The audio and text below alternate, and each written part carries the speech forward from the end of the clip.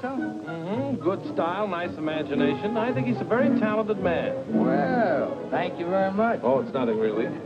There's room B, room A. I wonder where room E is. How should I know? Are you going to the Waterbury lecture? No, I'm not. Let's find out where she's going. Oh. Excuse me. I'm sorry. Where's the Waterbury lecture, do you know? Aren't you Owen Waterbury? Yes, I am. How do you do? Follow me. Where are you taking us? Room E. Are you a student or a teacher? I'm a student. Oh, advanced or beginner? What do I look like? Well, You look very advanced to me. Oh, Mr. Waterbury, good evening. how do you do, Mr. Kilbride? You're right on time. We almost didn't get here. I was doing his laundry, and we had to wait for it to dry. His underwear is still wet. I brought a friend, Mr. Ronnie Hastings. Oh, how do you do, Mr. Hastings? Hey, let me get you a chair. No, never mind. I'll sit in the bleachers.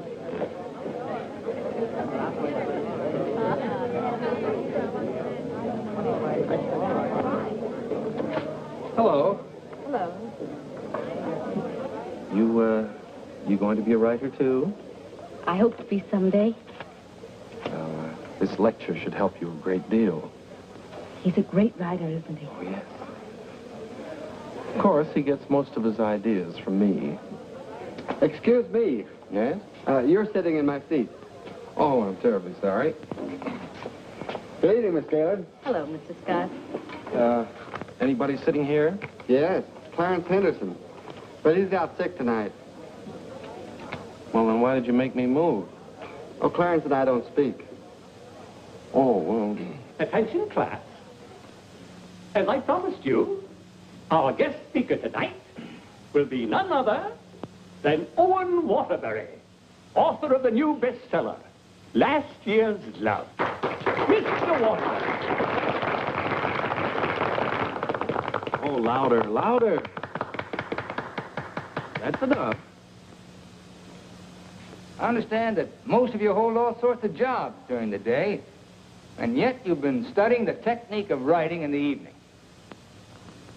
Now you're ready to take your pen in hand and go out and conquer the world.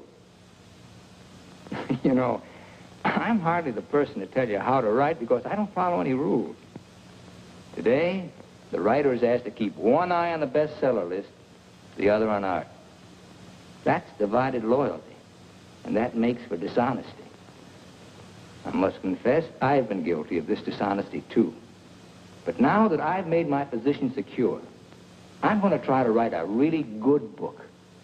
No more bestsellers, but something that I hope will be a piece of great writing. You know, good writing, fine writing, is here and here. The dictionary is filled with all the words you need, but unless the mind and the heart find those words for you, you better leave them in the dictionary. He's so brilliant. Because a writer, fundamentally, must believe in himself. That's half the battle.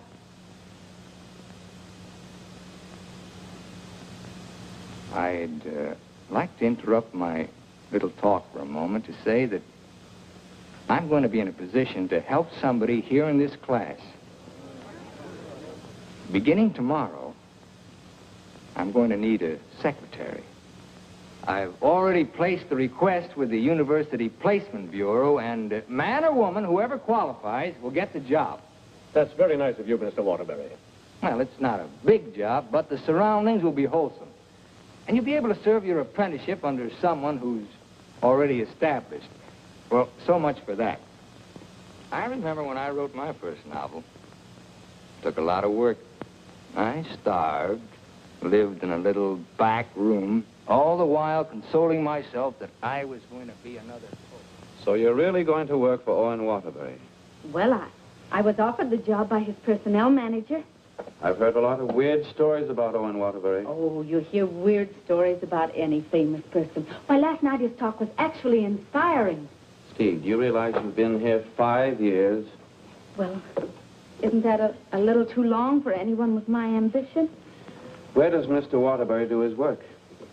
Well, his personnel manager said in his apartment. Apartment? Well, you can't expect a writer to work in an office, Mr. Harris. I want to write. And I think he can show me how. Who knows?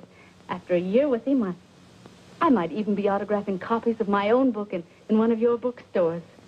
By taking a course in Owen Waterbury. And getting paid for it at the same time. I'm going to miss you, Steve. Oh, no, you won't. After a week, you won't even know I've gone. Not true, but good luck anyway. Well, I could make a big speech, but I think you know how I feel about everything. You've been wonderful to me. I understand. Steve. Yes? Call me sometime, will you? We'd like to know how you're getting on. I'll call you tonight, after I get the job.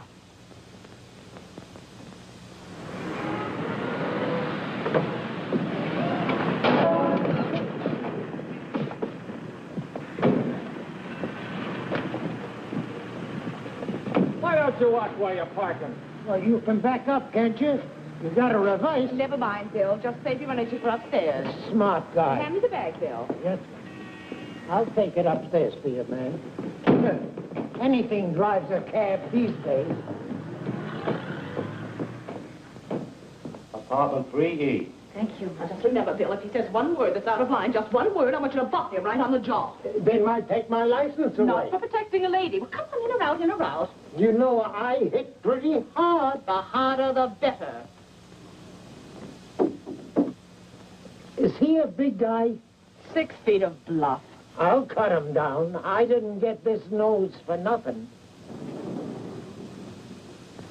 Are you sure he can't fight?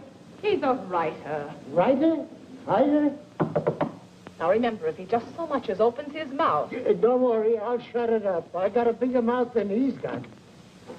I've come for my things. And what's the objection? Evidently, he has none. Follow me, Bill. Now then, I want you to take all the things out of that drawer and put them into that bag. Yes, ma'am. No, not the drawer, just the thing.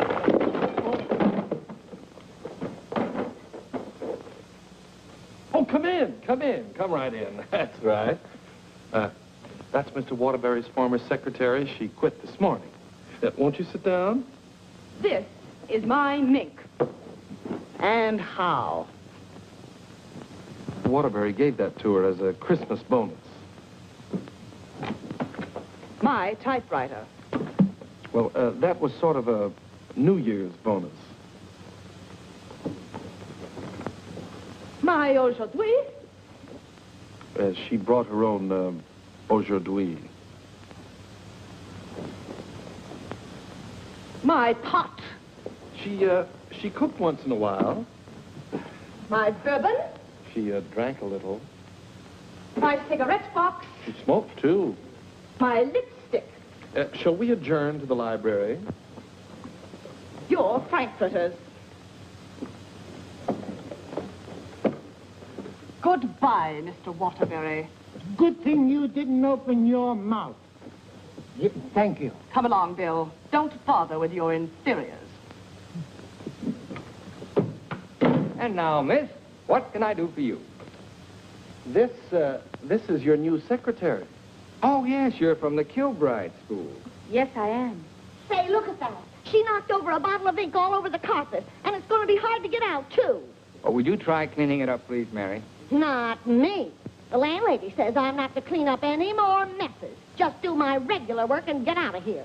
Excuse me. Would you like some help? Oh, thank you very much. Say, you're going to work out fine. Here, Ronnie. I'm an expert at this sort of thing. He sure is. He cleans up about 6 of them a month. I'll need a cloth and some rug shampoo. This is the stuff you've been using lately. Here, this is a woman's job. It was a woman who did it. It was an accident. You better not let the landlady see that. She'll add $100 for damages to your rent. That's more than last month. Oh, I got some on my dress. Oh, look, why don't you work on the rug and I'll work on your dress?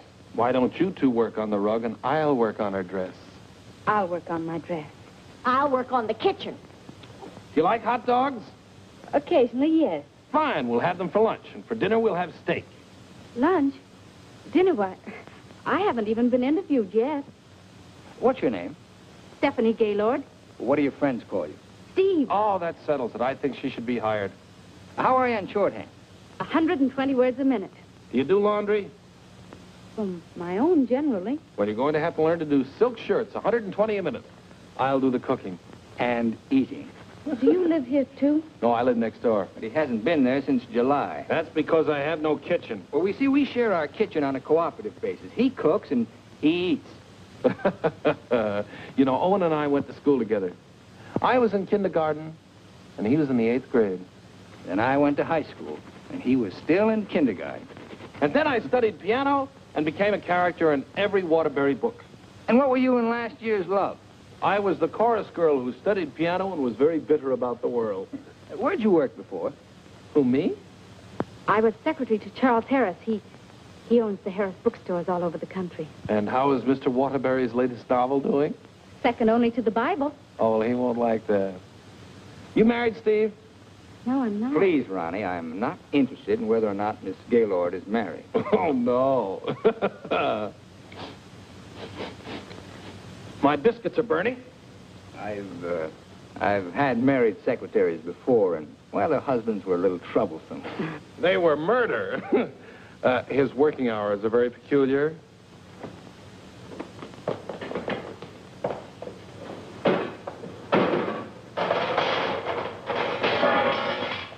Well, I think we've done a good job. I had such a different impression of what this job would be like. Oh, today was an unusual day. But after this, there'll be no more distractions. I'll go. We're going to work in an atmosphere of dignity and culture. Oh, it's your bookmaker. Mary, that man's here again. I've heard you. How much do I owe this time? $11. Don't you give me no more of your tips. That horse will come in next time out. Next time I'll be dragging a load of ice. Well, what do we owe you? $278 for Owen and $1 for you. Excuse me.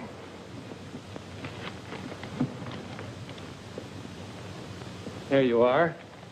I'll have to owe you mine until next week. You want to wager today? Well, I haven't looked them over yet, but I'll give you a call. And no more 50-cent bets. The boss don't like them. Where was I? You were telling me that everything here was dignified and cultural. Oh, yes. Now, Steve, about your other duties. I'll go. Did you just have an interview with my daughter, Mary Hastings, about a secretarial job? Why, yes.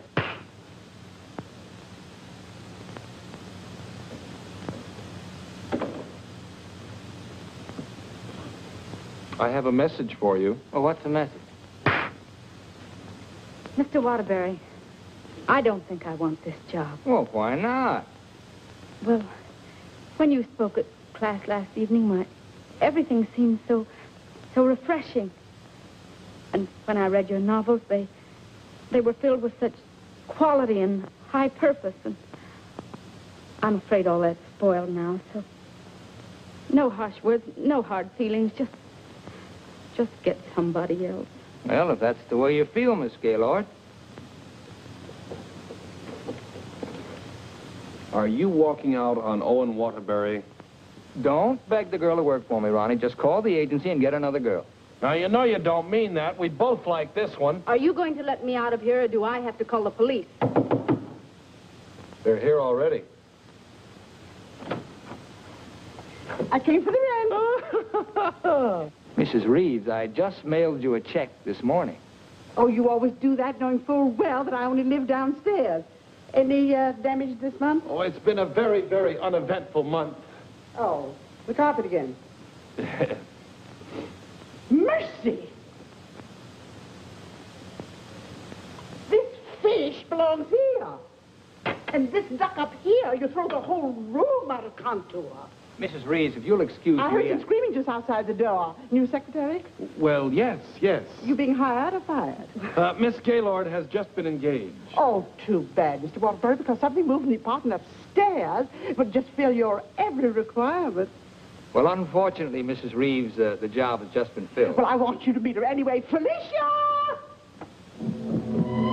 Coming, Mrs. Reeves.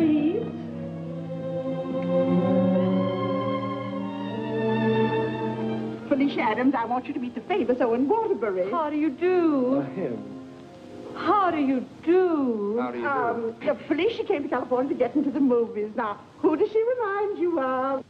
Oh, now, don't tell me. Let me guess. Zazu Pitts.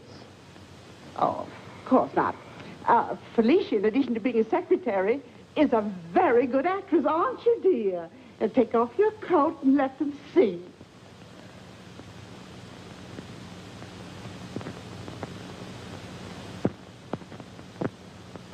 She's got a lot of talent there. I thought you'd think so. I was a model back in Texas, but I came out here for a career. Daddy's financing me. A friend of yours? No, my father. Perhaps Felicia could play the heroine in your next novel when it's made into a movie. She could do that. What's the heroine like? It's a girl from the South. Why, I'm from the South. How perfectly coincidental. She's trying to hook a rich man. She's insincere and a moron. Well, what's worrying you? Well, I'm not so worried about being insincere, but as for being a moron... Oh, now, don't worry about that. You could act like a moron, couldn't you, dear? I could try. Oh, I'm going to dramatic school. Maybe they can teach me to be a moron. If you studied hard enough, yes.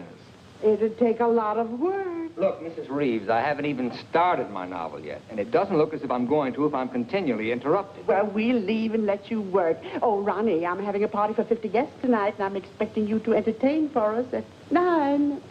Is it informal, or shall I bathe? If you don't care to entertain at my parties, pay your rent. Well, I'm off to the horse show.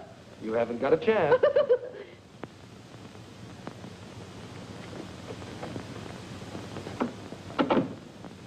You know, ever since her husband died and left her 7 buildings, she's been a peeping Tom. Now, come on, Steve, let's you and I prepare lunch. Look, I stayed only because I didn't want to cause a scene in front of your landlady, but I'm really leaving now. What an idea. What an idea. Take this down. Come on, take it down. Get your pad. Well, where's your pad? When you've got to have a pad, you can't start a job like this without a pad. All right, I'll find a pad for you.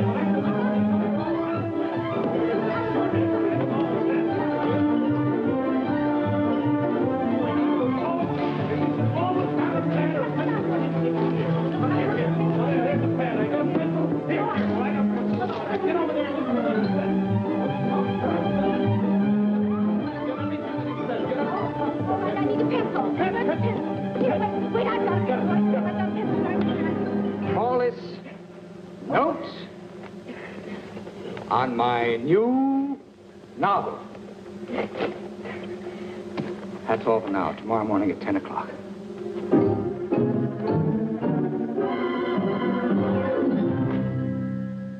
He's incubating. He's incubating at last. Come along. Is he always starting new novels? Yes, always. I remember on last year's Love, I was baking a cake. All of a sudden, he called me out, and I had to start taking dictation. And I couldn't go back until he was through dictating. At 3 o'clock in the morning, we sat down to chocolate-covered ashes.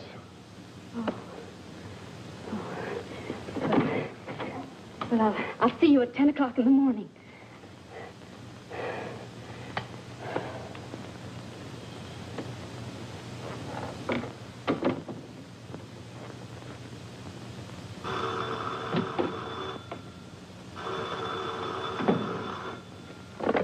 Hello? Hello, Steve. I couldn't wait for you to call me, so I'm calling you. How was the job? Well, I have to make an adjustment, you know. It's such an unusual kind of a job. I can imagine. He started his novel today. Oh, interesting story? Well, he didn't get very far into it, but I'm sure it's going to be wonderful. He seemed so excited about it. Look, Steve, let's have dinner one night this week. Well, I'll call you the first night I have free.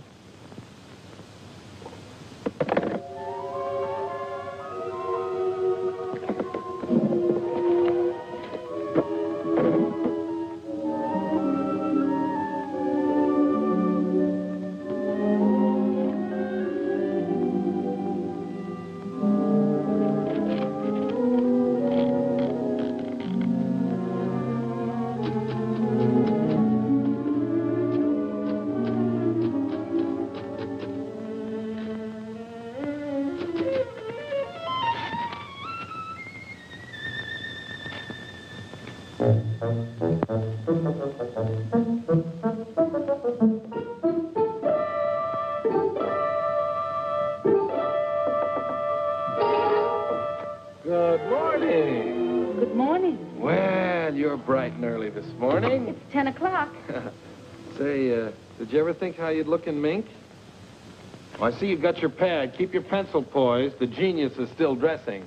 I'm making potato pancakes for luncheon. He's in a sour cream mood today. If you need anything ironed, I'll be in the kitchen ironing. Good morning, Steve. Good morning. Right on time. Let's see, where did I leave off yesterday? Notes on my new novel. Yeah. I'll go.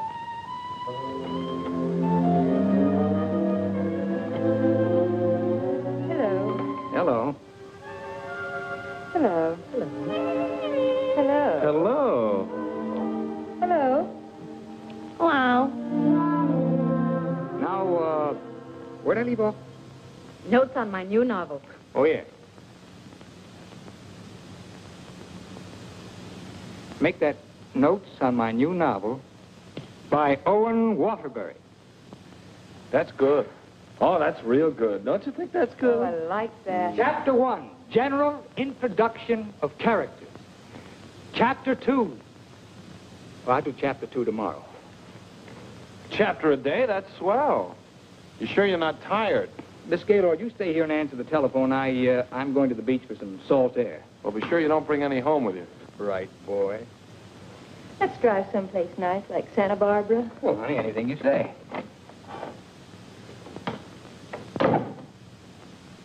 Don't pay any attention to him. He's just trying to make you jealous. Jealous? Well, what makes you think I'm even interested in him? You know, for a secretary who's just been given the day off, you're awfully annoyed. Annoyed? Of course I'm annoyed. I just don't want to sit here doing nothing. I came here to work. I came here to do nothing, and now I'm working. Look, if you get paid for idleness, grab it, you fool! There goes another one.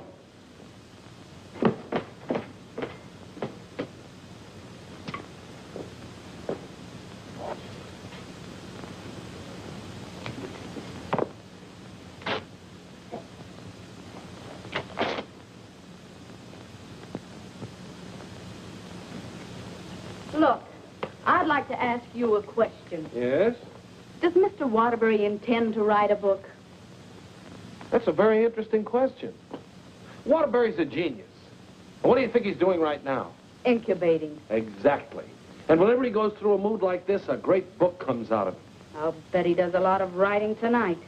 Why, honey, you're jealous. Look, I don't even know Mr. Waterbury.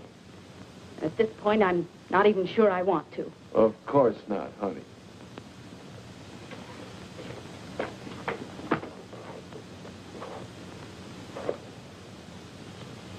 Say, can you tell me what I'm doing wrong? Everything. Here, let me have it. How can you get so many wrinkles in it? Well, he's tried 16 laundries, but he still likes my work best. These are good shirts. We're good shirts.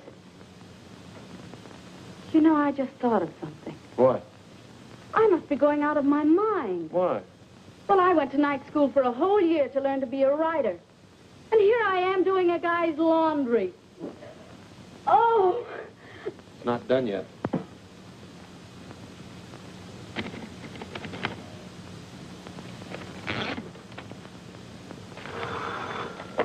Hello? Miss Gaylord, this is Owen Waterbury. I want you to be here tomorrow morning at 9 o'clock. I've finally gotten the idea. Thank you. You know, Owen, I like that idea. Yeah? I don't think there's a horse in there that can beat him. Never.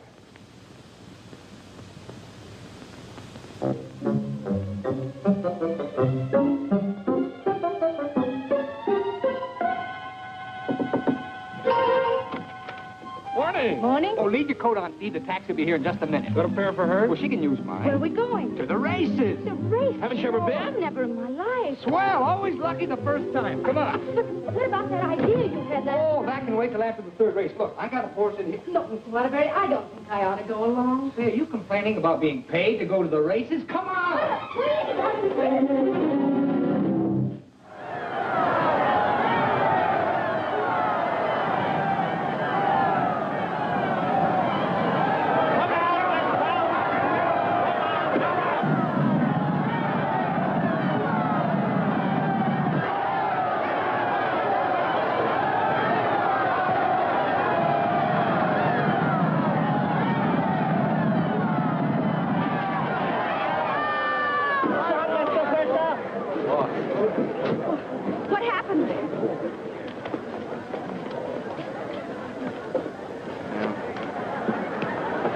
time I take those guys' tips. Well, so far this job has cost me $83. Now, don't worry. I'll see that you get that back. Why should you? I gambled and I lost. Well, losing's good for the soul. We had the 3 best souls in town.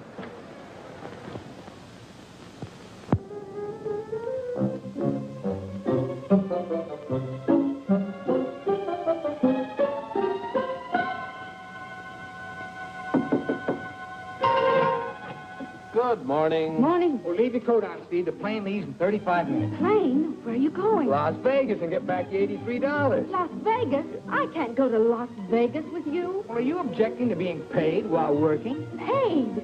I don't think I can afford to work for you much longer, Mr. Waterbury. Oh, Steve, it only takes an hour and a half to fly. If you catch the evening plane back, you're home in time for dinner. With tons of money. No, I won't go. I just won't go. No, please. Please, put me down.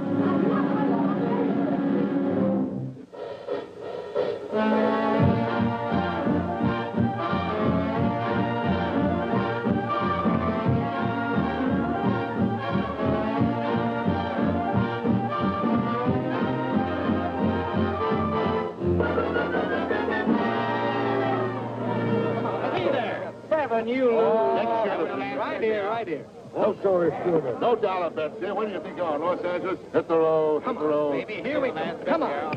Oh, the easy way. What is your point? Hard way. Four, the hard way. Hard way, four. Hard way, four. Baby, here it comes. There she is. 4. 7, you lose. 7, you lose. Standing on my right again, huh?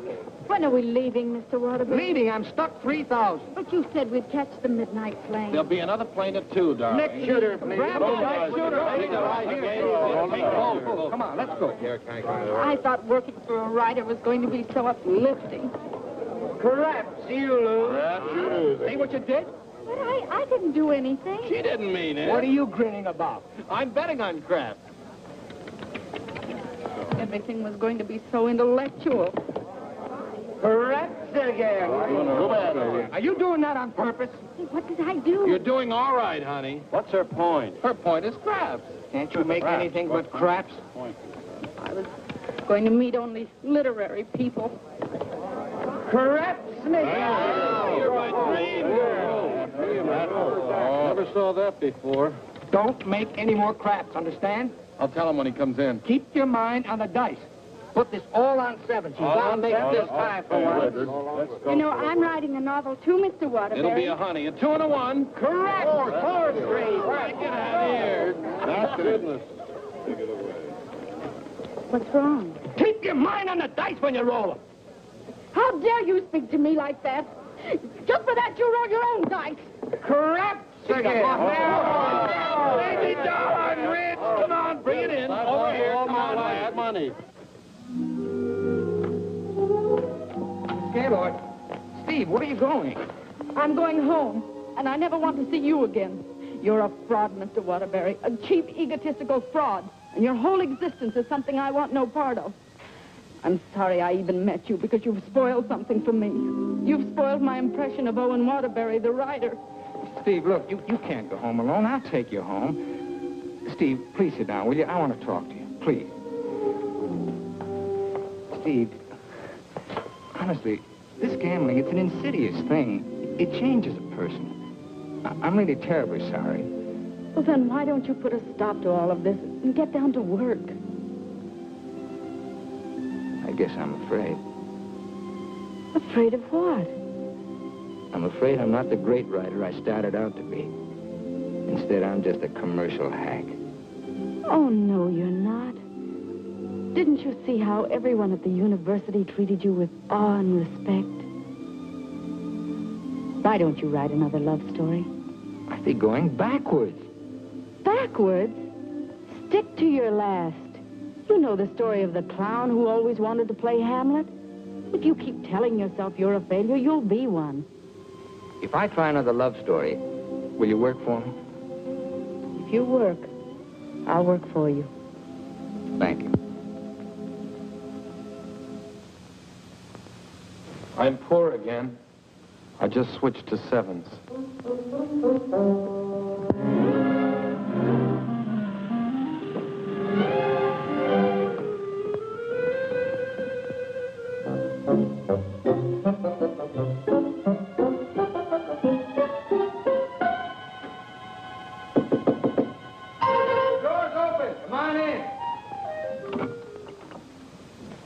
Hiya, Steve. No, keep your coat on. I'll tell you why. The taxi's going to be here in just 1 minute. What? Oh, don't worry. We're going to work, but let's do it at the beach house, huh? He's superstitious, honey. He starts all his novels at the beach house. But why the beach house? Did you like last year's Love? Very much. Well, most of last year's Love was done down there. Well, shall I take the typewriter? It'd be a nice idea. Ronnie, will you stop teasing the girl? I'll be dictating today. Come on, Steve.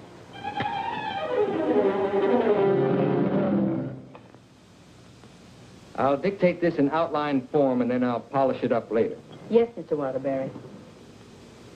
This is the story of a successful novelist who began to die, morally and spiritually, until a girl came into his life. And then the whole world seemed changed. He'd seen her one night while delivering a lecture to a short story class. There were so many faces looming up in front of him, but he saw only one, hers. Wistful, delicate, exquisitely beautiful.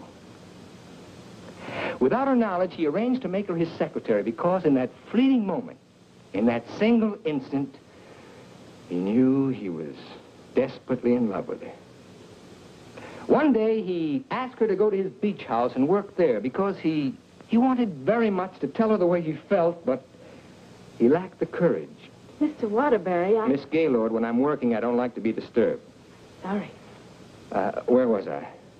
He wanted very much to tell her how he felt, but he lacked the courage. Oh, yes. Now here she was, seated before him, tender and fragile as a poem. He had looked around the corner to corner, and there she was. Oh. What's the matter? Oh, I broke my pencil. Here you are. Let's continue.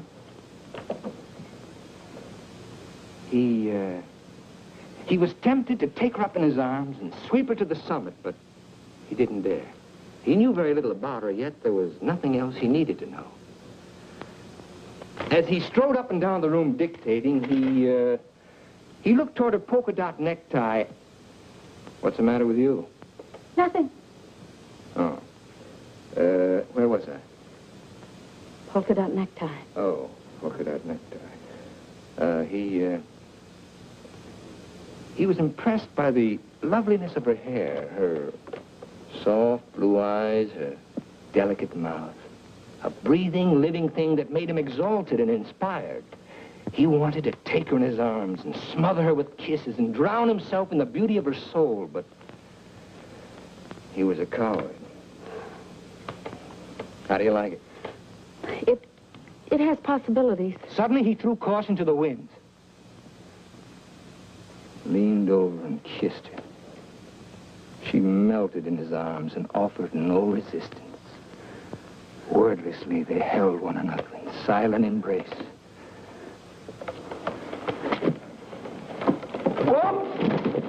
You've got the wrong girl, Mr. Waterbury. I'm really leaving you this time, and don't you ever try and get in touch with me again. I don't even want my salary check. You can save it for the next victim. And if I ever see one of your books again, I'll burn it!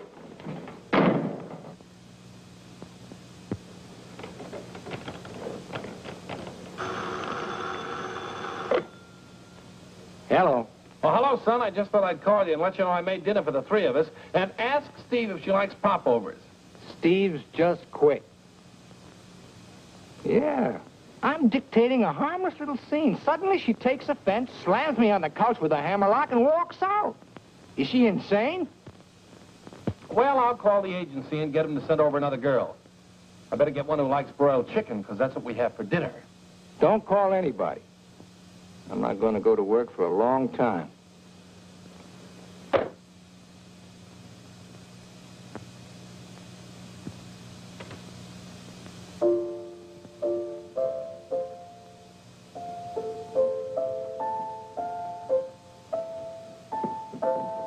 Come on, will you get out of here so I can wash these keys? I'm composing. Composing? I haven't heard a good song out of you yet. That's it.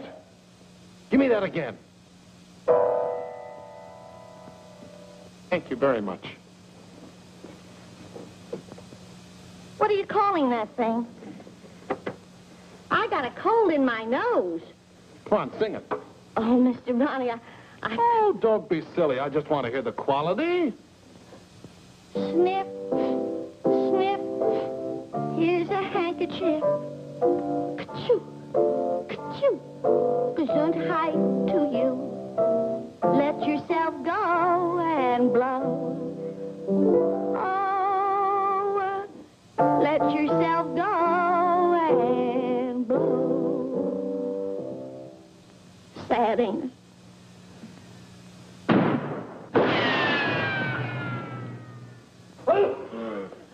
I have to have some water. Some water. Water in the kitchen. Well, I can't go in there. The place is on fire. Here, listen to that. Oh. You and your cooking. You and your popovers, they don't pop, they explode. Call the fire department. The fire department, they just put water over everything. I can't. Oh.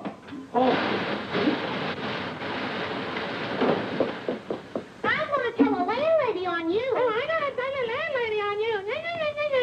Well, I'm not going to clean up this mess. All right, just for that, you won't get a piece of pie. What's in that garbage can? Pie? 30 misses out of 31 tries.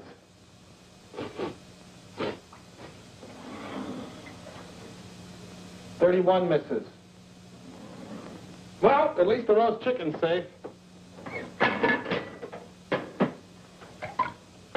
What's that? Roast chicken? How can you pour roast chicken? Well, I had to roast it in the pressure cooker. It melted a little. Oh, he'll have his dinner out tonight. Well, so am I. You don't think I'm going to eat this horrible mess, do you? Hi, Owen.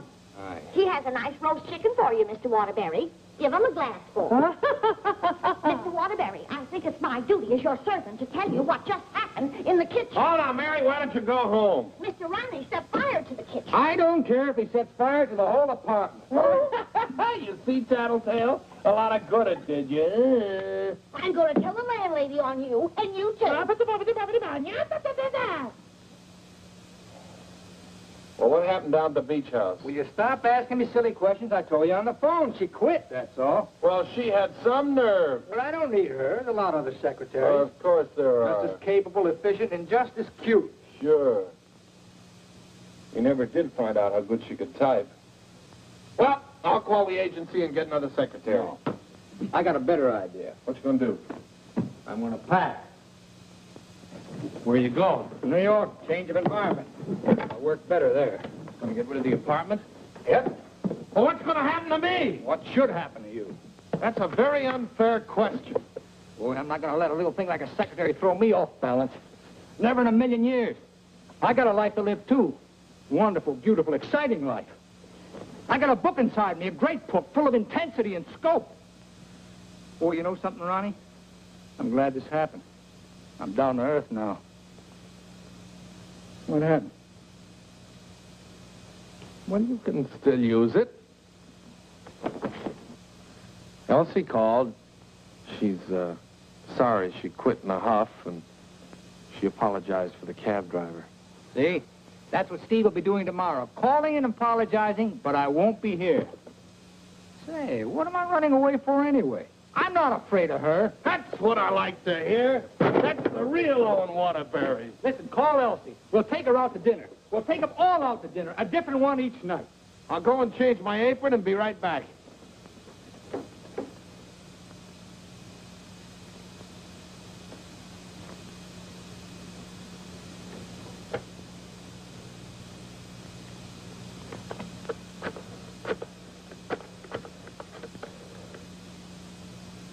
Brian Detective Agency? This is Owen Waterbury. Yeah. Look, I want you to shadow a girl for me. Stephanie Gaylord. Now, let's all try to have a good time tonight, okay? I'm willing. Are you, Ronnie? I'm willing. Good evening, Mr. Waterbury. Hello, Francois. Here, why here? I like it here. You've always hated the Ridgely room. He's joking. I'm not joking. You've always hated it, hasn't he, Elsie? I thought so. I've always hated it. Mr. Waterbury, there's a gentleman here to see you. Gentlemen? Oh, yes. Ronnie, will you take Elsie to a table, and I'll join you in just a minute, huh? All right, but don't leave us. Don't stick Elsie with the check again. Antonio, table 3. Table 3. Where is he? Alcove 2. Oh. Good evening. Is that the gentleman? Yes, sir. Hello. Did you send me that message? Yes. Bryant Detective Agency. Devon is the name. Well, how'd you find her so fast? That's my job. There she is, right over there, with a man. Who's the man? I don't know. Do you want me to find out? Of course I do. All right, I'll start shadowing both him and her. I want you to find out everything you can about her. I think she's in love with him. She your wife? No, my secretary. I get you. Look, I want nobody to know about this. Don't worry. The way I operate, even you won't know about it. Can you check a pass for me? It'll be expensive. Well, why? The unknown quantity. We've just finished checking on a girl. Took us a year to get her pass caught up with her present. Do a good job. I will. Take care of my check. Yes? Yes, give me a pack, please.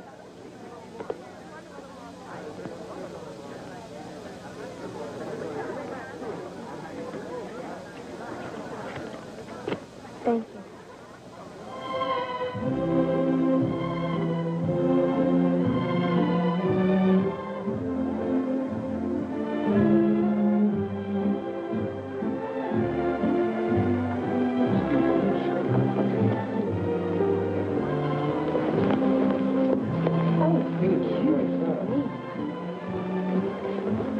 Oh, excuse... Hiya, Steve. Hello, Ronnie. Don't talk to her. I'm mad at her. Oh, I forgot. Good evening. Good evening. You know him? Uh-huh. He's my new boss, Your new boss. What's his name? Charles Harris, the bookseller. That's Steve's old boss. He's not so old. How dared you go work for him? Listen, Shakespeare, I'll work for whom I please. What, did you have to pick on her old boss? Did she pick on mine? When Mr. Harris called the employment agency, he asked for somebody with literary experience. How did you qualify? You used to work for Waterbury. Steve, with her principals out with her ex-boss. What about Elsie? Who's she out with? We're talking about Steve and her principals. Leave mine out of it. You know, I bet Harris hired you just to spy on me. Well, you're not very complimentary. I happen to be an excellent secretary. When did you learn to type, dear? Has he been questioning you about me?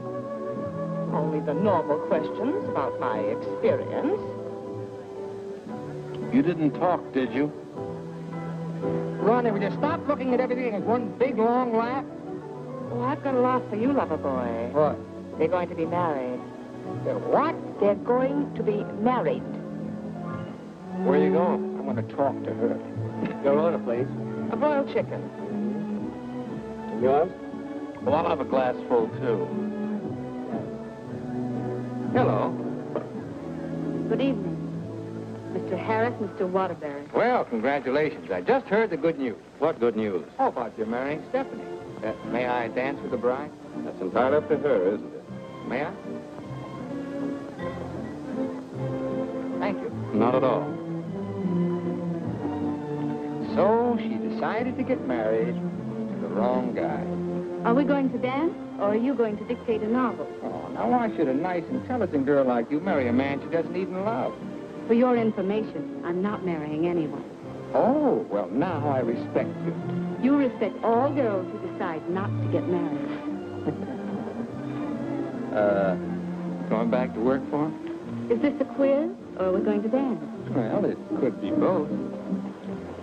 Say, how would you like your old job back? Better terms? Not interested. I'll throw in a bonus. Marriage. Mr. Waterbury, you talk about marriage as though it was something cheap and vulgar. Who else but Owen Waterbury would invite you out for the evening and dance with another girl? I would. Say, why don't you pay him back and dance with Mr. Harris? I wouldn't think of dancing with my boss. This is me you're talking to, remember? Well, I mean, not until I've worked for him. For a few days. Well, that's a nice sentiment. Steve, you're in my arms at last. I'm holding you at last. We're dancing. You may be dancing, but I'm holding you. Oh, like the tide, you go out, but you also come in. Owen Waterbury, you're the most maddening man I've ever met. Listen to me, Steve. I love you. Everything I dictated at the beach house, I meant, but it was too much of a coward to say it out. I love you, Steve. Marry me. Take a chance. This is me, the author with beautiful words, but I'm stopped. All I can say is, I love you. Marry me. Your chicken, madame. And your chicken in the glass, sir.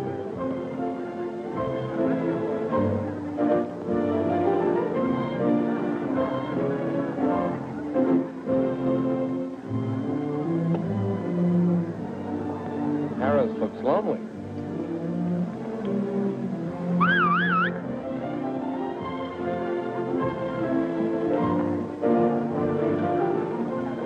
Mr. Harris, this is Ronnie Hastings. How do you do? Won't you sit down and have a glass of broiled chicken? Thank you. I think I will.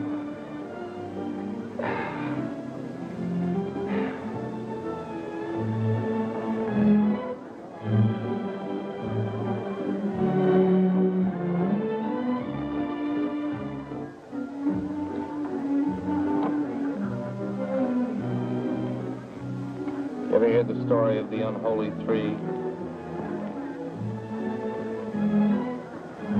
If you don't mind, I think I'll be running along. Mr. Harris, would you mind taking me with you? Not at all. Well, who's going to take me? You watch the floor show.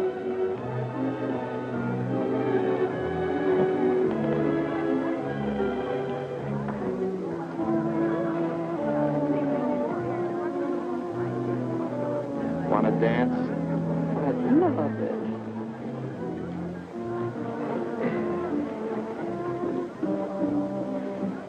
Are you a gigolo? After tonight, I think I will be.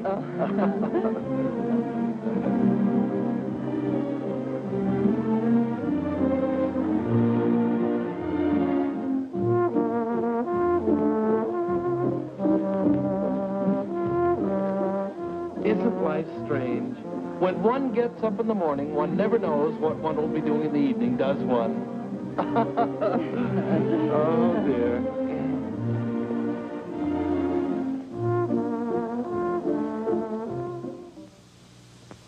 And in addition to the office supplies, please order one Remington electric typewriter for the outer office. Mr. Harris's office. Just a moment, please. Hello? Yes. What? When? Thank you. Goodbye.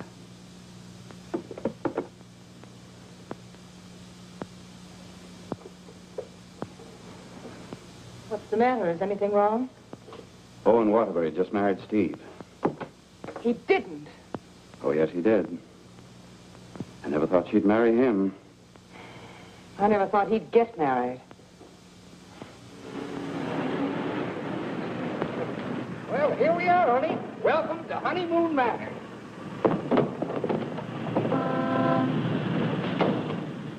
Congratulations! Hi, Ronnie.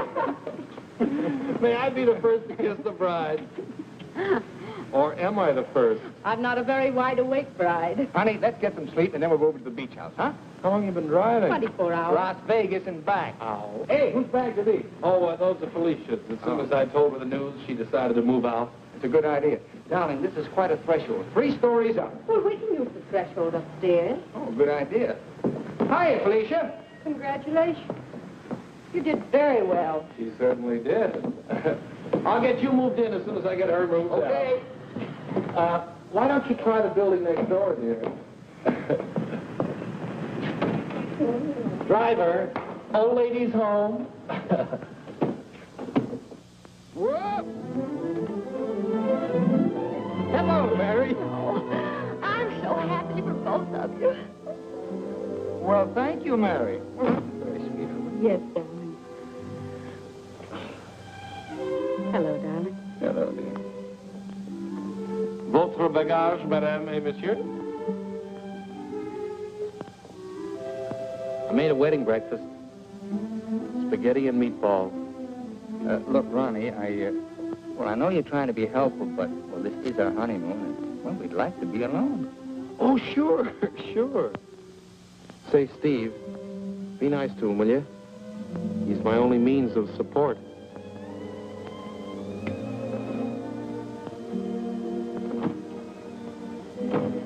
Darling, are you glad you married me? Oh, what a question to ask me now. Well, it was on the spur of the moment, and you do change your mind, Phil. Darling, I'll never change my mind about you. You're the first nice thing in my life. Could you tell me where is apartment 3E? Who are you looking for? Isn't that the business of the people in apartment 3E? It's the next apartment down the hall, sir.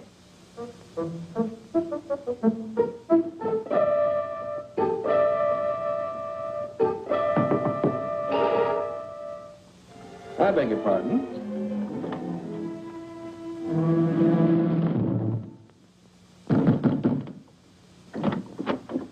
Yes, and what can I do for you? I have a message for Mr. Waterbury. Well, I'm afraid Mr. Waterbury can't be disturbed just now. He's a little busy. My name is Devaney. Will you tell him the woman he's interested in got married?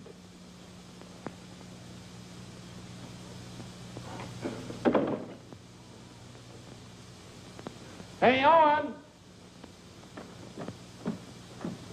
You got a minute? Ronnie, what is it now? There's a fellow was outside, said his name was Debney. He had a message for you. I don't know any Devneys. He said the party you were interested in got married. Well, congratulations. So did I.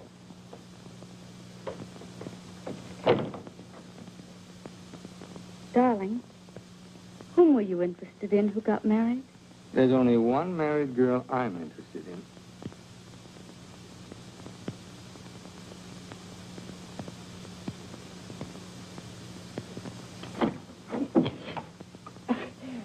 You tell Mr. Waterbury I want to see him right away, and I mean immediately. Owen! Horrible Hannah's here. We call you that affectionately, dear. Now what is it? Oh, excuse me. I didn't know your secretary was working late. They're married. Married? Well, as his wife, she might as well be in on this. Just what can I do for you, Mrs. Reed? I've come for the rent. But I paid you the rent on the first, Mrs. Reeves.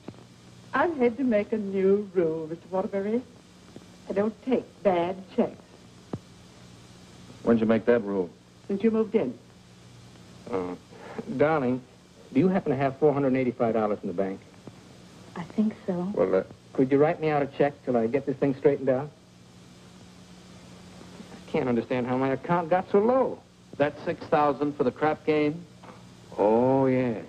And the $2 for the marriage license? One has to live. Thank you, dear.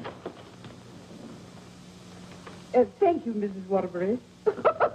I never thought I'd ever call anybody Mrs. Waterbury.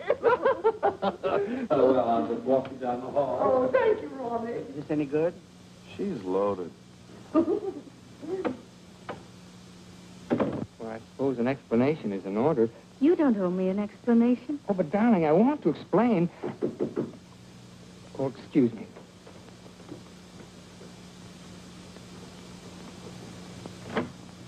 Hello, Owen. Oh, hello, Dick. Congratulations. We just heard. Well, thank you, Bertie. Congratulations. Thanks a lot. Oh, darling! Won't you come in and sit down? Oh, yes, thanks. Darling, I want you to meet Mr. Fulton, my publisher, and Bertie. This is my wife. How do you do? So nice knowing you. Owen, you're not thinking of a prolonged honeymoon, are you? Oh, no, we're just going down to the beach house, and, well, I thought I'd dictate my honeymoon. Good idea. You know, there's a deadline on that novel. It's got to be made. You know why. Well, I'll have it ready, Dick. I'll count on it. Would you like a drink? No, thanks. We're double parked downstairs. Come, dear. How's Ronnie? Oh, still eating. Same old Ronnie. Yes, Bertie's told me about Ronnie. She says that when he dies, he'll ask the crematorium to baste him slowly on both sides. You know Ronnie? Oh, of course. I was once Mr. Waterbury's secretary. Well, thanks an awful lot for coming, Dick. Happy honeymoon. Thank you.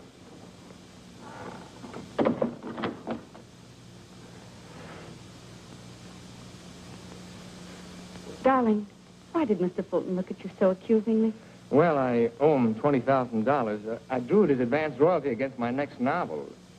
And that mink coat Mrs. Fulton had on, is that one you gave her? Oh, Bertie meant nothing to me. I'd written a bestseller, and I was throwing money around like water. You can always take it back and give it to Mr. Fulton as part payment. Oh, darling, I'll get you 100 mink coats. Darling, I don't think I can afford 100 mink coats. After all, paying your rent will keep me broke. Honey, did you marry me for my money? No, but I'm beginning to think you married me for mine. Look, darling, let's get out of here. We're never going to be alone here. Honey, I know a perfect little mountain cabin away from publishers and landladies. And secretaries? Well, except you. And I'm going to work. I promise you. I promise you.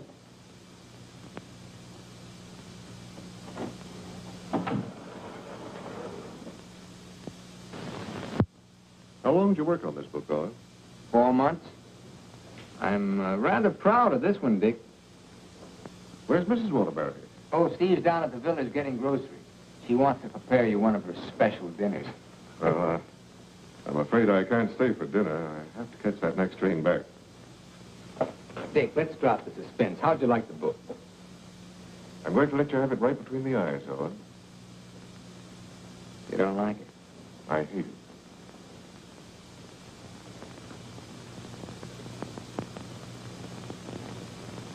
It's just about the worst piece of drivel I ever read. If I were to publish this, Owen, it would ruin you. Fortunately, I found another book to use in its place. What's the matter with me, Dick? Am I through? Of course not. Every top-flight novelist has a bad book in him. Well, how am I going to pay you back your money? Well, don't worry about that. I'm sorry, Owen. Darling, I got some of that wonderful venison. Why, hello, Mr. Fulton. It's so nice seeing you again. Miss Waterbury. Do you like venison? Well, I'm afraid I can't stay. Well, why not? I've got some very important business in town. Well, I'm very sorry. I was going to fix you one of my special dishes. Oh, I'm sorry. Well, some other time. Goodbye, Mrs. Waterbury. Goodbye, Mr. Fulton. Goodbye, Owen. Goodbye, Dick.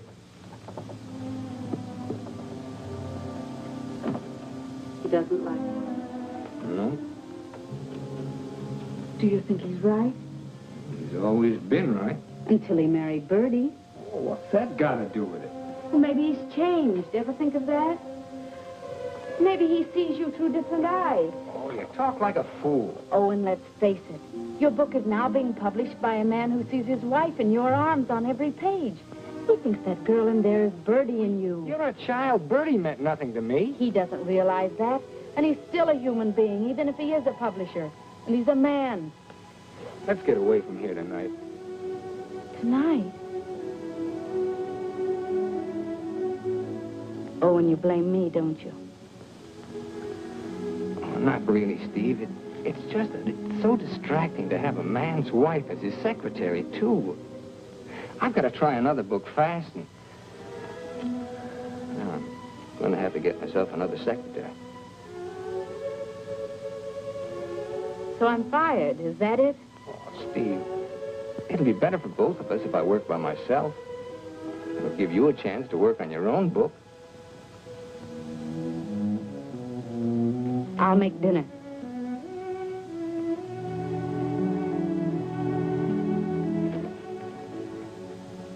Owen, I finished my book. Oh, you did? Well, I'd like to read it. It's been on your dressing room table for 2 weeks. Oh. Well, I'll read it on the train. Don't bother. Oh, you're hurt. No, I'm not. You call and get tickets for the train and send Ronnie a wire to get you a new secretary.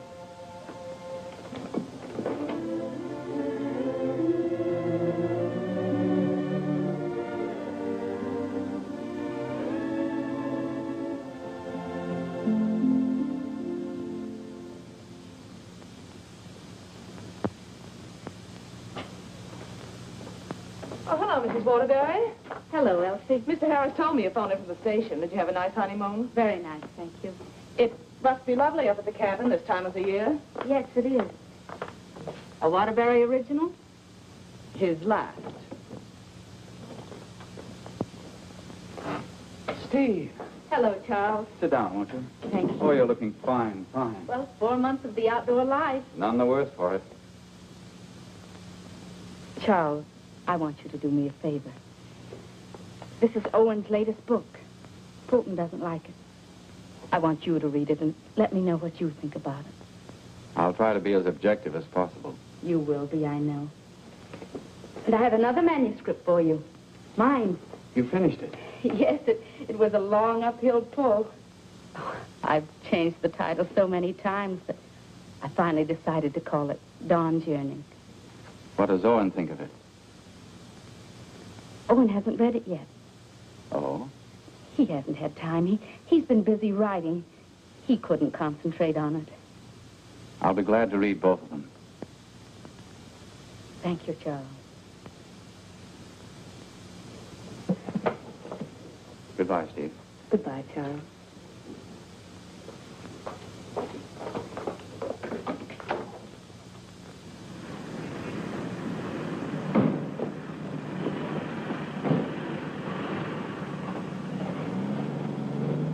I was on the 3rd floor, but I can't find the Waterbury apartment. Well, here's Mrs. Waterbury. Oh, how do you do? The employment service sent me over. What for? Oh, Mr. Waterbury wants a new secretary. Oh, is that so? Yes. Well, follow me. Oh, thank you. I know it's going to be so exciting working for Mr. Waterbury. Just love it. I know I will. You know, this is such a rush call, I hardly had time to dress. Well, dress beautiful. Oh, thank you so much. You know, I make my own clothes. Oh, really? Yes. Come in. Come right in, Miss...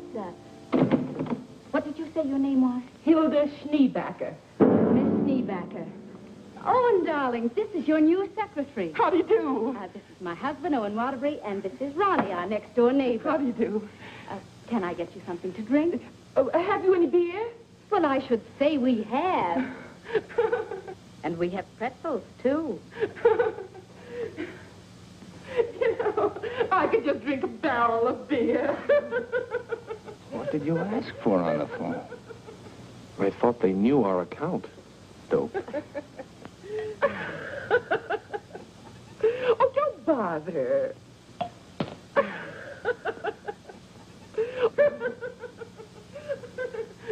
Why don't you bring your beer over here where we can be more comfortable? Oh, do you do laundry, Miss Schneebacher? Just shirts and socks. I don't like to do sheets. Well, sit down, please. How are you on handicapping the horses, Miss Schneebacher? Oh, yesterday I picked 2 winners. Played them both right on the schnozola.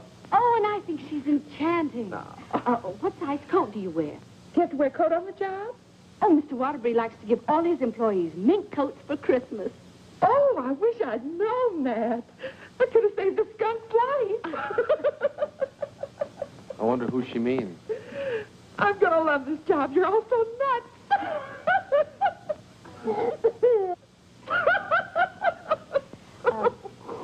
Do you object working late hours, Miss Schneebacher? Not at all.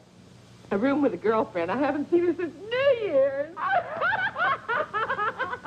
Miss Schneebacher, I'm afraid this job is going to be a little too much for you. But why, Owen? Well, you see, several parts of my new novel are mostly in French, and, well, I'm sure you don't speak French, do you, Miss Schneebacher? Studied it for 6 years. Once I had a French boyfriend. We had no trouble. Yes, but how's your shorthand? Shorthand? I don't take shorthand. You don't take shorthand?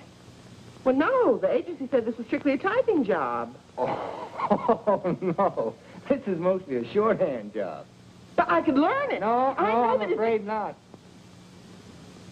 Well, guess that lets me out. Leave the glass, please. Oh. Thanks for the beer.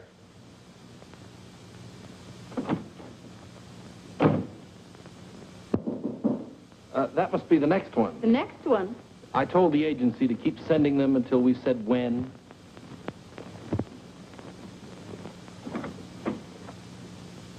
How do you do? Is this apartment 3E? Yes, it is. Does a Mr. Owen Waterbury live here? Yes, he does. I'm Owen Waterbury. Oh, Mr. Waterbury, the agency sent me. Dawn O'Malley. That's right. Won't you come in, Miss O'Malley? Thank you. Won't you sit down, Miss O'Malley? Thank you. Oh, this is my wife. How do you do? How do you do? You take shorthand, of course. Yes, 120 words a minute. Oh. Do you speak French, Miss O'Malley? Mon mère, elle était française. Et mon père aussi. Vous avez raison, elle n'est pas faite pour le travail. Dites-moi, Mademoiselle O'Malley. Are you married by any chance? Yes, I am. But the divorce comes final next week. I see. When would you like me to begin? You have begun. Oh, thank you. Steve, shall we prepare lunch and leave them alone? I think they'd like to get to work. All right.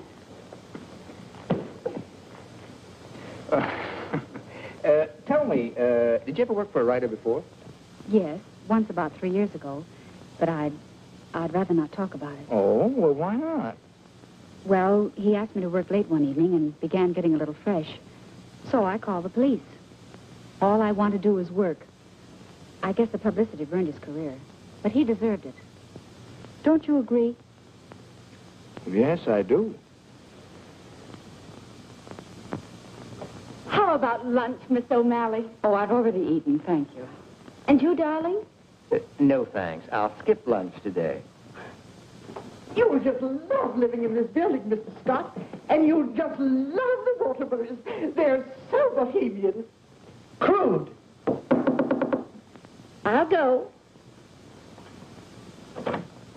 Oh, hello. Hello, Mrs. Waterbury. I want you to meet your new neighbor, Sylvan Scott. He's moving that little bachelor apartment upstairs that Felicia used to have. Yes, I know, Mr. Scott. Hello, Stephanie. How nice. Come in. Now I want you to meet the important member of the family. This is the great Owen Waterbury. Oh. How do you do, Mr. Waterbury? How do you do? This is the horrible Ronnie Hastings. Hello. New secretary.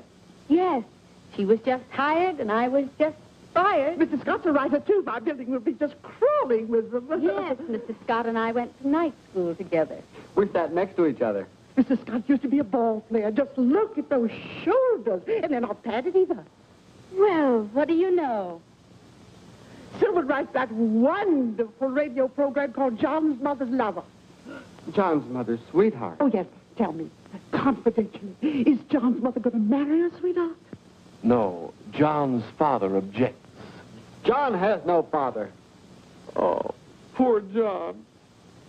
Sylvan, you'd better rush upstairs and start to work on that radio program. You mustn't neglect John. Well, I'm in a little trouble. You see, my secretary just got married. Oh, what on earth are you going to do? I don't know. I could help you, Sylvan. You, Stephanie? Yes, you see, I was Mr. Waterbury's secretary before he married me. That's right. You were. The marriage was a bonus. Mm-hmm. Oh, when could we begin? Why don't you just say, I've begun? Ronnie, dear, would you get me some shorthand books and some pencils? How much do you think you'll be giving me tonight? Why, we may be working most of the night. Oh, that's just ducky. I'm used to working at night.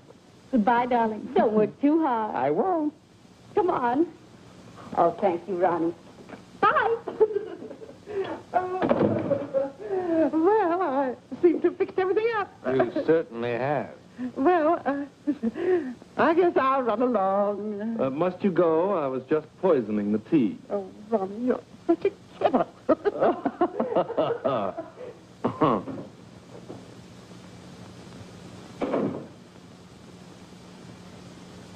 You know,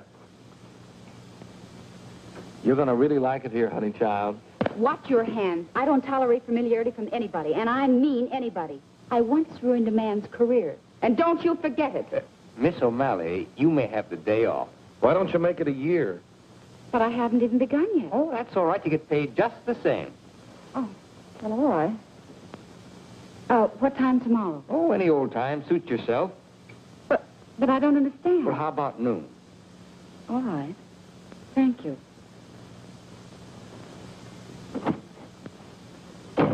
Well, you were saying something about poison tea? I mixed it. I get firsties. Now, where was I? Sound of footsteps. 3 people. Thank you. Sound of footsteps. 3 people. Door bang. Door crash. Door slam. 2 shots. 3 screams. Siren. How's that sound? Well. It's bedlam. John, I'm in love with your mother. And tomorrow, I expect to be your father. John's going to be a father, and I'm the first to know. Now I don't have to listen tomorrow. But, Father, I'm older than you are. John's older than his father?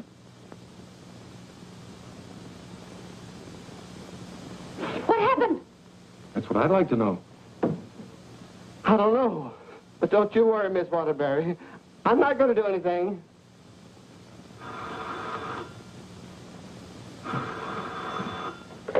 Hello. Hey, they just turned out the lights. Who's calling? This is Charles Harris speaking. I'm sorry to be calling at such a late hour, but I must talk to her. They just turned out the lights. Will you keep quiet? This is her husband. No, she's out for the evening. She's right upstairs. And I don't know when she'll be back. Didn't you hear me? I said they just turned out the lights. Darling, may I borrow a light bulb? I don't care what you do. What's the matter? I'm going to a hotel in case you're interested. I'll go to a hotel. After all, this is your apartment. No, it isn't. You pay the rent. Ronnie, will you take this up to Mr. Scott, please? Oh, and you can't possibly be jealous of that man upstairs. Why, he's utterly harmless. Boy, you really had me fooled. Why do you say that? Charles Harris just called. Have you seen him, Steve, since we came back? Oh, and it's terribly late, and I don't like cross-examinations. After all, we're two adult human beings, and we should be able to trust one another. Don't smile it away with pretty words, Steve. Have you been seeing him? Yes. All right, then this is it. But I only saw Charles Harris for one reason. I took him your manuscript. He knows a great many publishers. Please don't. It's too late for that. I felt at the nightclub you were in love with Harris, and I knew he was in love with you. After all, 5 years is a long time, and I was a fool to think I could break it down. I never loved Charles Harris. Well, you never loved me. You were in love with a schoolgirl notion of a popular novelist. I really try to play this straight with you, Steve, but I guess I made a beautiful mistake. Owen, I was in love with you before I met you. Something in your writing, the tone, the feeling, the quality appealed to me so much that I used to imagine your books were written just for me. It's true, I built it up in a schoolgirl way, and I was so caught up in it, I guess I would have married you the night you lectured in class. If you'd stepped off that platform and asked me, I would have married you. Just like that. How can you talk to me like this? I put you way up there, too, Steve. But you tore it down in the cruelest way any woman could. You once called me an egotistical fraud. But what about you, Stephanie Gaylord? What have you been? Go ahead, phone him. He's waiting for you. Owen!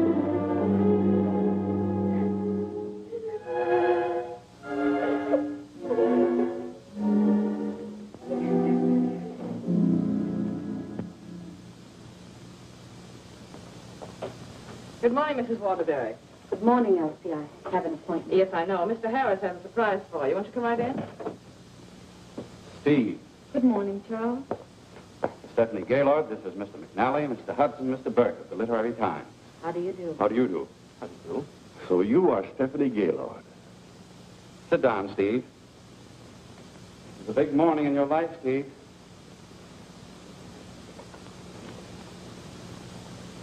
Mr. McNally is head of the publishing house in New York. He flew down this morning. That's why I called you so late last night.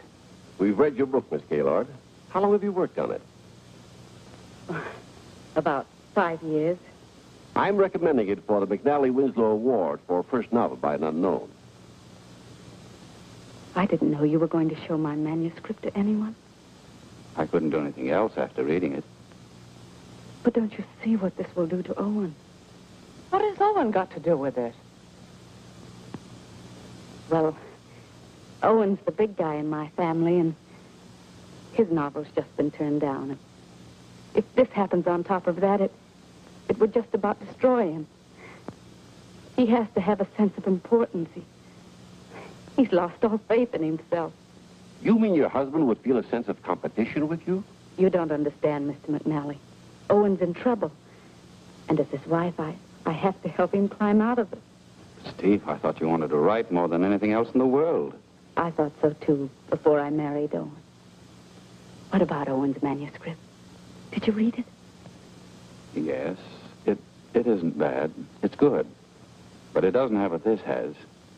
This has greatness.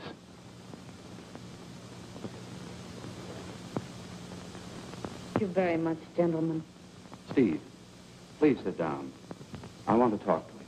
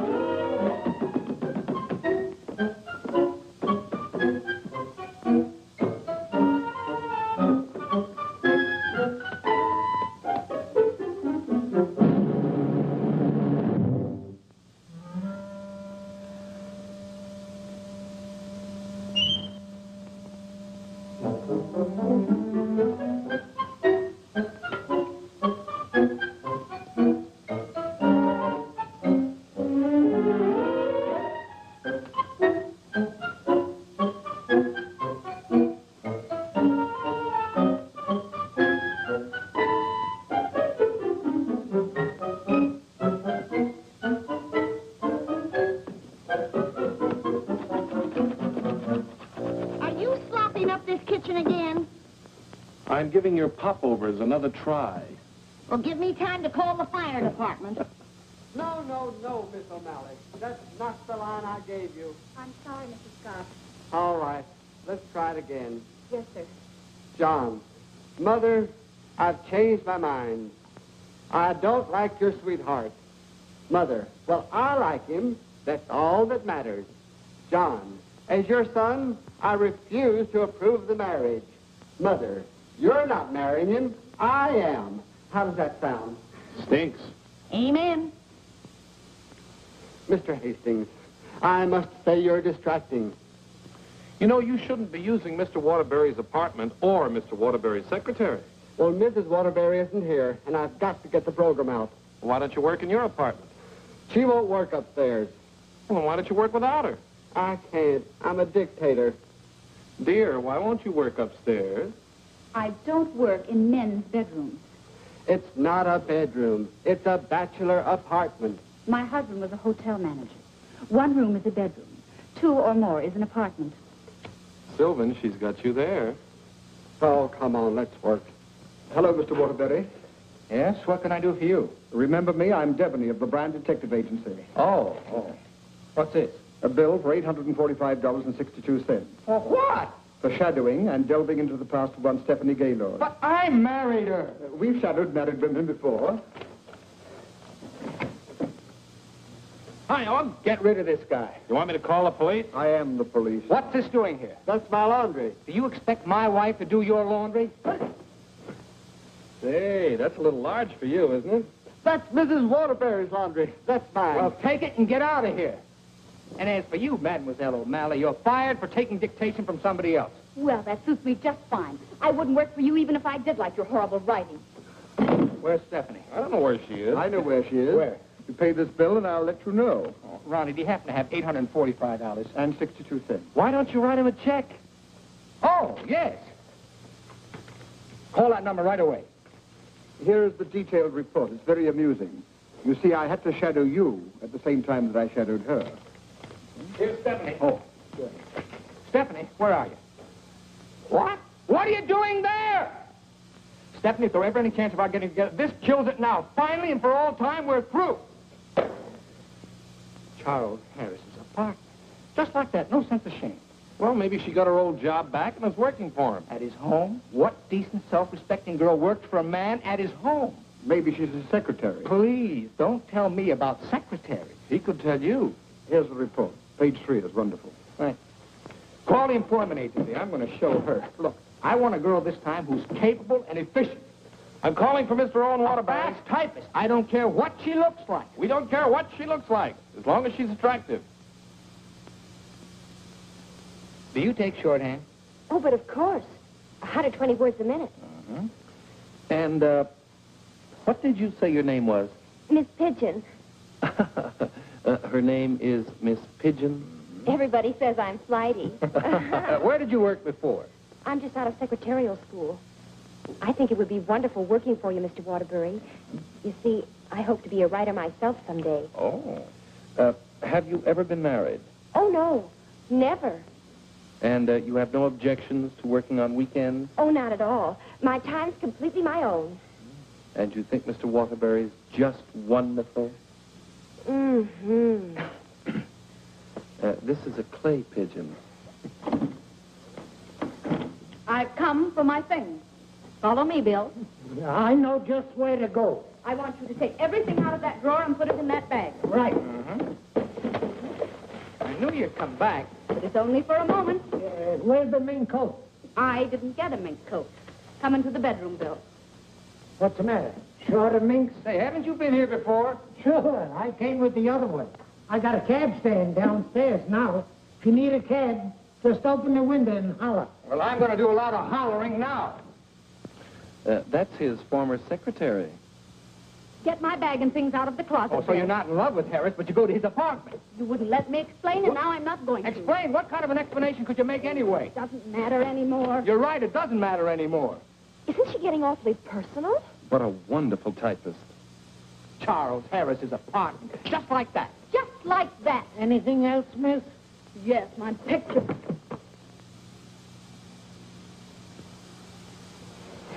If I were a man, If you were a man, I'd ask you to step outside. Go ahead, hit me. I dare you. Did he slap her? I should say not. She slapped him. I've known all along why you've resented me. It was because I liked your novel, and I told you so. You think you've wasted your time. That's your tragedy. My only tragedy is you. I'm going far, far away from here, and I'm going to write a book about you. I'm going to call it The Heel and His Victim. That's a very horrible title. It'll do. Goodbye, Owen Waterbury. And don't you ever try and get in touch with me, because I want no more of you. And that goes for me, too. Where's Miss Pigeon? She, flew the coop. Where do you think Steve's going? I think she's going to marry Harris. Harris. I'd like to see that little worm. I'm going to. Now, where are you going? I'm so mad I could get married. You know, I think I'll have to. Well, whom are you going to marry? It'll be a female. That's about all I can say.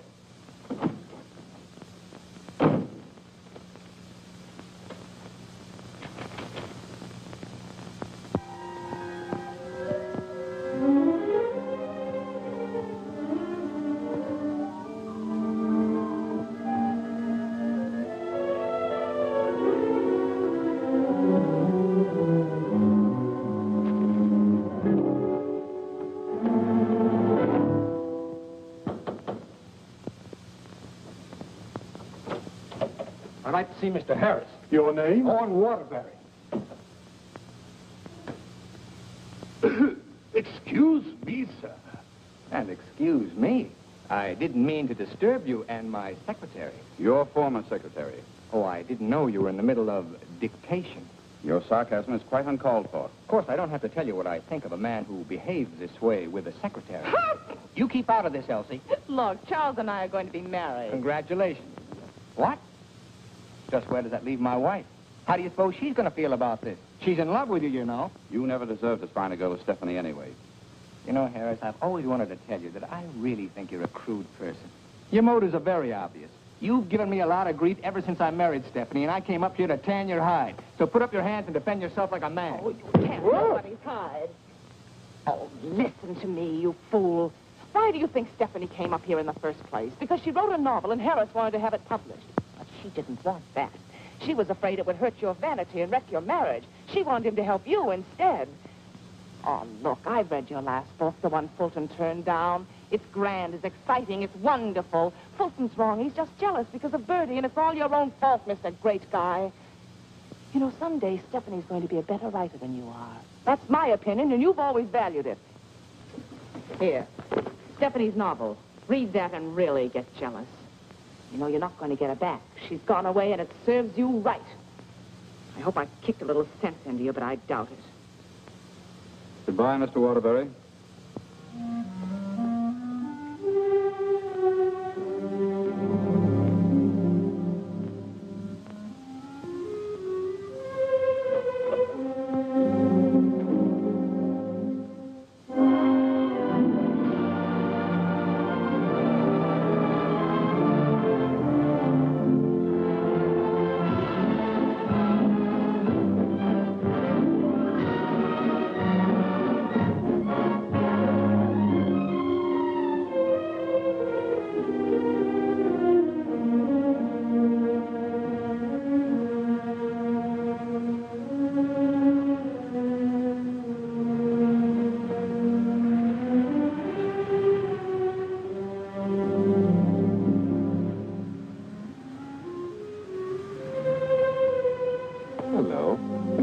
Waterbury? Yes?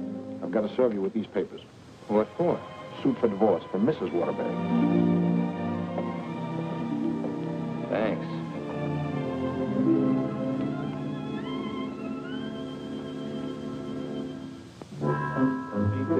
First love of your life, hanging out in the elevator. Thank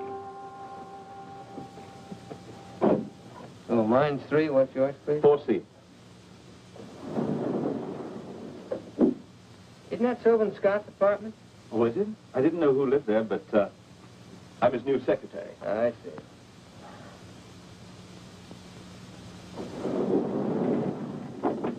Good luck.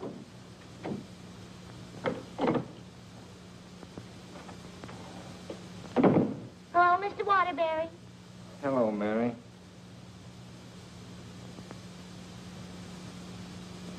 You want a drink? Well, I guess so. Mary, did you see Ronnie around?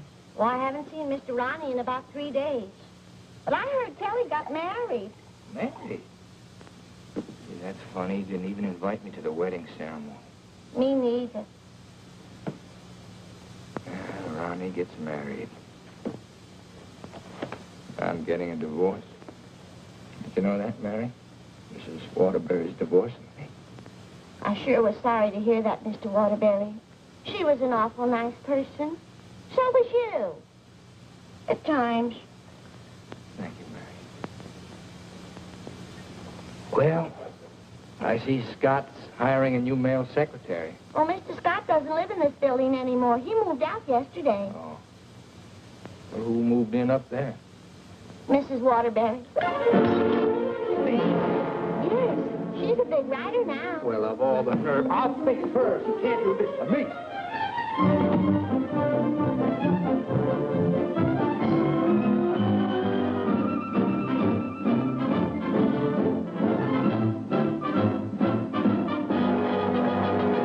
Come in. Yes, what can I do for you? Out. I said get out. But I don't understand. Don't you listen to him. This is my wife. You're his wife? I'm trying very desperately not to be. Didn't you get the divorce papers today? You're still my wife until the final decree, and that takes a whole year. Are you still here? I said get out. Mr. Simpson, you come back here tomorrow morning at 9 o'clock. You'll come back here never. If I find you here again, I'll throw you out on your ear. Hiring male secretaries right under my nose. Right over your nose, dear. And don't be cute at a time like this. Why'd you take this apartment anyway? Because it was the only one I could find, and Mrs. Reeves was kind enough to let me have it. Oh, sure, sure. I thought you'd think I was chasing you, Owen Waterbury. But my living here need cause us no embarrassment. We can be friends, meet in the hallway, and exchange polite little hellos. I exchanged polite little hellos with your friend Harris recently. Elsie was there. You told me all about your book. Oh, you didn't want to have it published because of what it might do to me. That's silly. I mean, do you think I look upon you as a competitor? Don't you think I can compete with you, Mr. Waterbury? I read your book last night. Kept me up most of the night. You want to know something? Yes. You're better than I am. But don't tell anybody because I'll deny it. Now, you listen to me, Mr. Owen Waterbury. I'm a human being, too, and I have certain rights and privileges. I had an idea for a book, and you made me lose a very good secretary. Well, look, why don't you dictate it to me? You? Sure, I can take shorthand. Owen Waterbury. Look, you want to know a secret? What? I'm a better secretary than you are. Oh. All right, prove it.